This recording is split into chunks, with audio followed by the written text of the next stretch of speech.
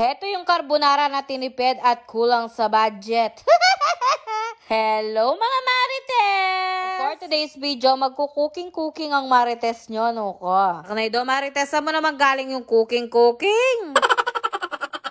Dahil nga gusto kong kumain ng carbonara, kaso wala akong budget, kaya naisipan ko na lang gagawa. Total, may mga ingredients naman ako dito sa bahay. Pero yung gagawin kong carbonara, own version ko to, pinatipid na carbonara.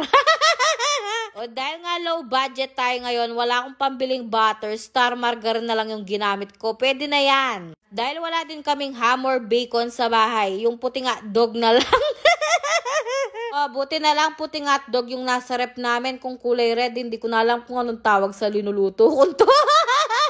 Pagandahan ng sagot. Comment down below kung kulay red yung ginamit kong hotdog dito nung tawag sa carbonara ko. Ang may pinakamagandang sagot, bibigyan ko ng 100 pesos GCash. Pero syempre dapat share nyo rin yung video ko. Balik tayo sa linuluto kong carbonara. Nung naluto na yung ginisa kong bawang at sibuyas at naprito na yung hotdog, linagay ko na yung Alaska cream. Itong Alaska cream na to, dapat gagamitin kong pang fruit salad sa Pasko. Pero just ko, dahil nga nag-crave ako ngayon, hindi na kami magpo-fruit salad sa Pasko. Hingi na lang ako sa mga kapitbahay namin. Siguro naman, hindi naman magdadamot yung mga kapitbahay ko. Pasko naman, Jo. Linagyan ko na rin yan ng 1 kilong magic sarap para lalong sumarap.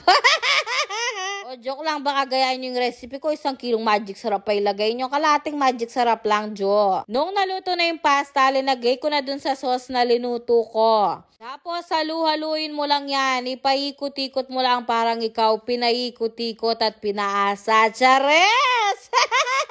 Ayan mo munang mag-mix yung sauce sa pasta, pero dapat low heat lang yan. Huwag mong lalakasan yung apoy mo dahil baka matuyo agad yung sauce, hindi na masarap. After 25 years na luto na yung pinatipid kong carbonara at ready to eat na to.